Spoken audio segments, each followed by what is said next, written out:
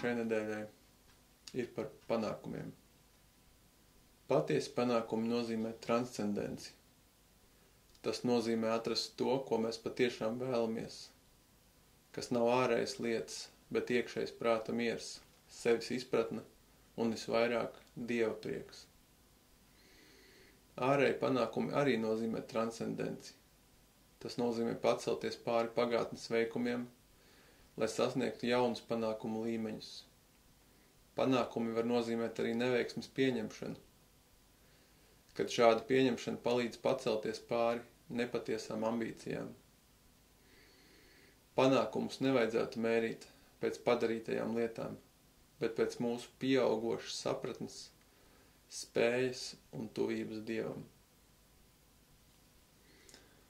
Un tā ir pati afirmācija, kuru lasīšu 3 reizes, sākumā skaļi, pēc tam klusāk un tad čukstus. Un jūs varat atkārtot aiz manis, vai pēc tam paši prakticēt savā nodabā. Es atstāšu aiz sevis gan manas neveiksmes, gan panākumus.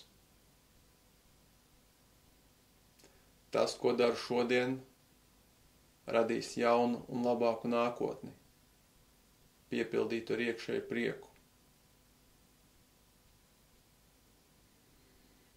Es atstāšu aiz sevis gan manas neveiksmes, gan panākumus. Tas, ko daru šodien, radīs jaunu un labāku nākotni, piepildītu ar iekšēju prieku. Es atstāšu aiz sevis gan manas neveiksmes, gan panākumus.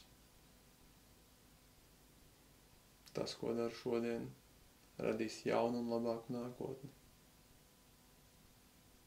piepildīt ar iekšēju prieku. Es atstāšu aiz sevis gan manas neveiksmes, gan panākumus. Tas, ko daru šodien, radīs jaunu un labāku nākotni, piepildīt ar iekšēju prieku.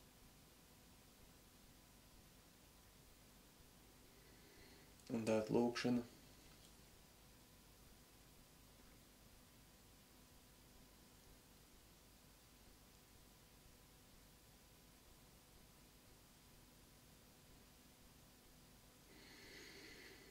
Ak, neskaitāmu galaktiku un degošu zvaigžņu radītāji! Paša visuma spēja ir tava. Ļauj, lai es atspoguļoju šo spēju savā mazajā dzīves un apziņas spogulī.